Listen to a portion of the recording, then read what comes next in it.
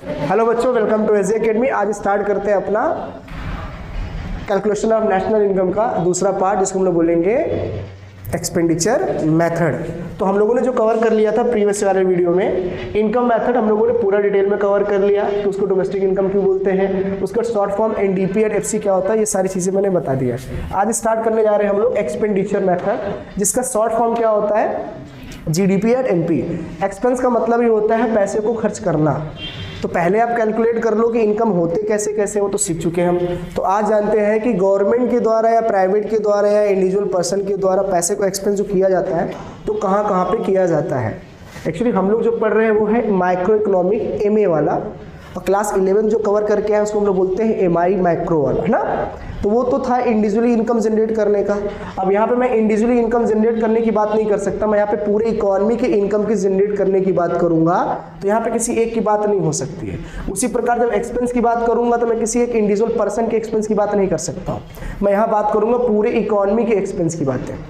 इसलिए तो हम लोग यहाँ पे पढ़ रहे हैं, क्या बताओ, माइक्रो मतलब बोलो होल बोलते हैं, और कई लोग इसको लार्ज के नाम से भी जानते हैं। तो लार्ज इकोनॉमी या होल इकोनॉमी के बारे में जानना, इसका मतलब उस इकोनॉमी में रहने वाले जितने भी लोग होंगे उन सब के एक्सपेंस के बारे में ही बात करना क्या कहलाता है, एक्सपेंडिचर मेथड। शॉर्ट फॉर्म में इसको बोलते हैं जीडीपी एमपी, जिसका पूरा नाम है gross domestic product at market price. ठीक है, तो आज स्टार्ट कर रहे हैं कि क्या होता है एक्चुअली में। ये प्रवीण समझ में आ रहा है? सो ही गए तुम तो। एक्सपेंडिचर मेथड को हम लोग बोलते हैं जीडीपी एंड एमपी। जैसे इससे पहले हम लोग इनकम मेथड पढ़ा था, वैसे इसमें भी आएगा। देखो क्या पहला आएगा यहाँ पे, और ये जल्दी खत्म हो जाएगा, गवर्नमेंट फाइनल कंजप्शन, और एक्सपेंडिचर को शॉर्ट में लिख देता हूँ, एक्चुअली ये सी है एक्सपेंडिचर। उसी प्रकार दूसरा होता है प्राइवेट फाइनल कंजप्शन और एक्सपेंडिचर। तीसरा होता है नेट एक्सपोर्ट, और फोर्थ होता है हमारा ग्रॉस डोमेस्टिक कैपिटल फॉर्मेशन। तो इसमें भी जो सबसे इंपॉर्टेंट पॉइंट अगर मैं बोलूँ आपको, तो ये लास्ट वाला है हमारा ग्रॉस डोमेस्टिक कैपिटल फॉर्मेशन। बस ये क्वेश्चन में ना डायरेक्ट कभी कभी नहीं देता है, बाकी ये तीनों तो डायरेक्ट दे देते हैं, दिए हैं तो ले लेना, नहीं देंगे तो जीरो मान के सॉल्व कर लेना। प्रॉब्लम आती है केवल ग्रॉस डोमेस्टिक कैपिटल फॉर्मेशन में। तो पहले ये जानते हैं गवर्नमेंट फाइनल कंजप्शन एक्सपेंडिचर का मतलब ये है कि गवर्नमेंट ने टोटल खर्च कितने किए हैं। फाइनल कंजप्शन मतलब यहाँ ही मान के चलना है गवर्नमेंट ने टोटल खर्च कितने किए कंजप्शन पे। अब कंजप्शन मतलब क्या होता है भाई, देखो कि किसी भी गुड्स का अगर आप पर्सनल यूज कर रहे हो, इसका मतलब आप उस गुड्स को कंज्यूम करना चाह रहे हो। तो यहाँ पे गवर्नमेंट के द्वारा कंज्यूम किए गए गुड्स पर जो पैसे खर्च होते हैं उसको एक्सपेंडिचर पे मानते हैं। तो गवर्नमेंट ऐसे बहुत सारे गुड्स हैं जो खरीदती है, लाइक मान लो फार्मर से वीट खरीदती होगी तो एफसीआई डिपार्टमेंट उन सारे प्रोडक्शन को अपने पास रखते हैं। फिर इंडियन सिटीजन में जो लोग भी बीपीएल या बिलो पॉवर्टी लाइन के नीचे होते हैं, गवर्नमेंट को कोटा के थ्रू से उनको गुड्स एंड सर्विसेज प्रोवाइड करती है। तो गवर्नमेंट वो पैसे खर्च करती है ताकि सिटीजन को वेलफेयर हो सके।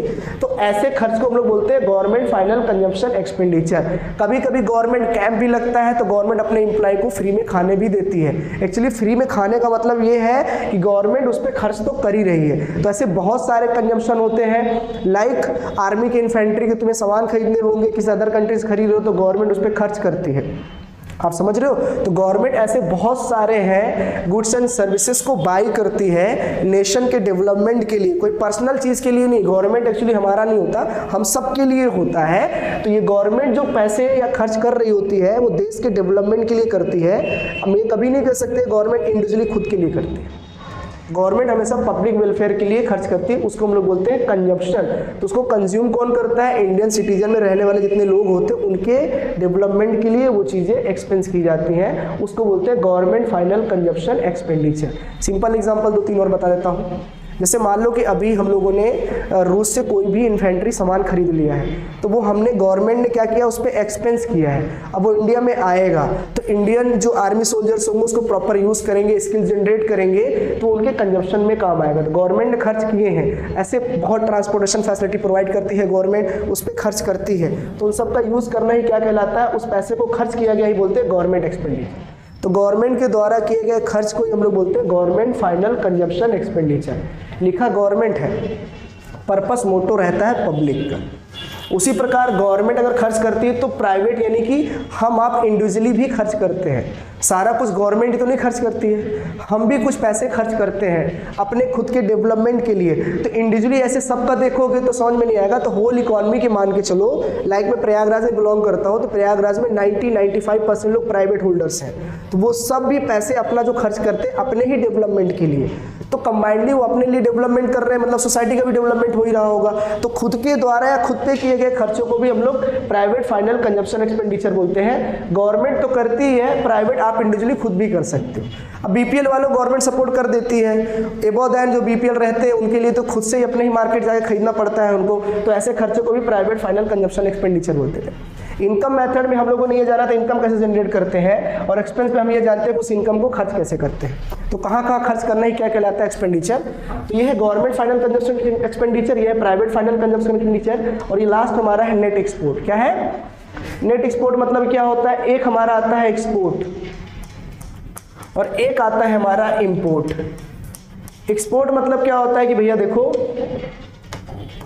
एक्सपोर्ट का मतलब क्या होता है कि बाहरी चीजें, और इंपोर्ट मतलब होता है जो चीज़ बाहर से हम ले रहे हैं। एक्सपोर्ट मतलब होता है अपने देश की चीज़ से बाहर कुछ देना, और इंपोर्ट का मतलब क्या होता है बाहर से कुछ चीज़ों को यहाँ पे लेना।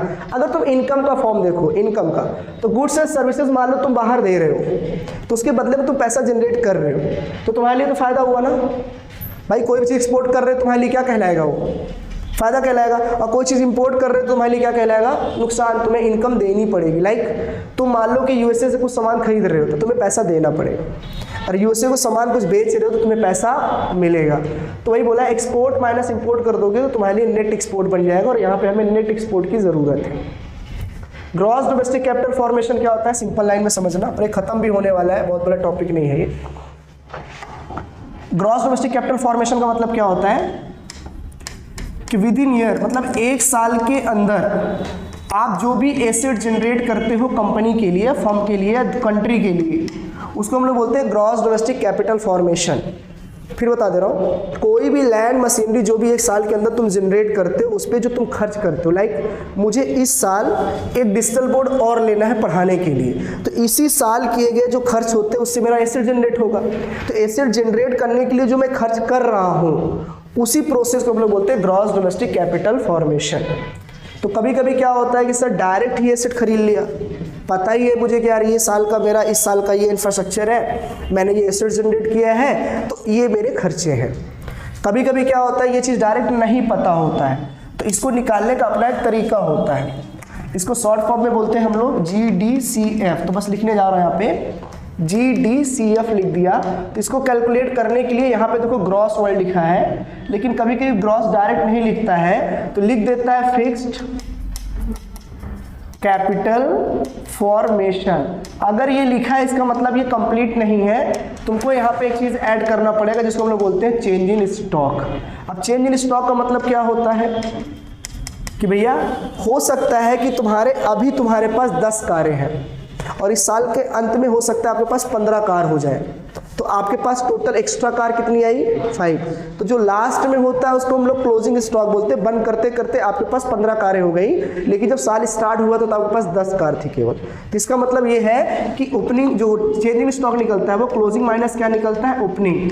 साल के एंड में आपके पास 15 कारें थी, स्टार्टिंग में आपके पास 10 कारें थी, मतलब चेंज इन स्टॉक कितना आ गया 5। चेंज इन स्टॉक का ही दूसरा नाम होता है इंक्रीज और डिक्रीज इन स्टॉक। अच्छा, इंक्रीज बोले इसका मतलब यह है कि तुम्हारा स्टॉक प्लस में है, और डिक्रीज बोले इसका मतलब यह है कि तुम्हारा स्टॉक क्या है, माइनस में। तो उसमें चेंज इन स्टॉक माइनस ले लेना डिक्रीज में, और इंक्रीज जब बोलेगा तो उसमें आप प्लस ले लेना। तो जब आप फिक्स कैपिटल फॉर्मेशन में चेंज इन स्टॉक ऐड कर देते हो तो जाके बनता है ग्रॉस डोमेस्टिक कैपिटल फॉर्मेशन। अगर ये डायरेक्ट दिया है तो इन दोनों की जरूरत नहीं है। अगर यहाँ पे फिक्स लिखा हो या इसके साथ एक वर्ड और जोड़ दे नेट फिक्स कैपिटल फॉर्मेशन, तब भी तुमको इसके साथ चेंज इन स्टॉक ऐड करना पड़ेगा ताकि ग्रॉस निकाल सके। क्या निकाल सके, ग्रॉस। अब इन सब चीजों को जब आप ऐड करोगे चारों को तो जाके तुम्हारा ये बनता है GDP एट MP बनता है, और यही हमारा पूरा कंप्लीट हो जाता है एक्सपेंडिचर मेथड। तो एक्सपेंडिचर मेथड में इतनी चीज़ें आती हैं, कैसे आती है मैंने बता दिया। ये जैसा है इसमें से 1 2 3 कुछ भी दिख जाए समझ जाना एक्सपेंडिचर मेथड का पार्ट ही है, ये आइडेंटिफाई करने का तरीका होता है। कोई दिक्कत यहाँ तक? कोई भी डाउट हो तो पूछ लो कि हाँ मुझे यहाँ पे चीज़ समझ में नहीं आई है। GDCF gross domestic capital formation नहीं समझ में आया, डिटेल में बताता हूँ, देखो थोड़ा सा। GDCF का मतलब ये है कि तुम्हें बस ये जानना है कि जिस साल तुम इनकम या एक्सपेंस कैलकुलेट कर रहे हो, तो तुम तो यही पढ़ रहे हो ना कि सर एक्सपेंस कैलकुलेट करना है तो इस साल कितना खर्च हुआ है। हर साल नेशनल इनकम जनरेट करना होता है, तो हर साल जैसे इनकम जनरेट करते ना, इस साल मैंने 10 लाख या 10-20 लाख रुपए कमाए हैं, तो तुम्हें बताना पड़ेगा इस साल के तुम्हारे खर्चे भी इतने हुए हैं। तो सिंपल लैंग्वेज में ग्रॉस डोमेस्टिक कैपिटल फॉर्मेशन ये होता है कि तुमने एसेट्स कितने नए लिए हैं आपको वो बताना है। लाइक मान लो कि इस साल 2025 और 26 चल रहा है, तो आपने इस साल इसमें मान लो कि 25 की स्टार्टिंग मतलब 1 अप्रैल मान लो और एंड मान लो 31 मार्च 2026, यही मानोगे ना। तो हो सकता है कि जब आप स्टार्ट कर रहे हो तो हो सकता है केवल आपके पास एक ही मशीन हो, ठीक है, एक ही मशीन हो, लेकिन जब साल का अंत हो सकता है आपके पास ऐसे 5 मशीन आ जाए। तो बताओ स्टॉक, एक स्टॉक से बढ़कर 5 स्टॉक हो गया ना, इसी प्रोसेस को बोलते हैं चेंज इन स्टॉक। क्या बोलते हैं इसे हम? चेंज इन स्टॉक, जिसका शॉर्ट फॉर्म होता है डेल्टा स्टॉक, जो निकलता है तुम्हारा किससे? क्लोजिंग माइनस किससे बनता है? क्लोजिंग माइनस ओपनिंग से बनता है। ये तो फॉर्मूला हो गया।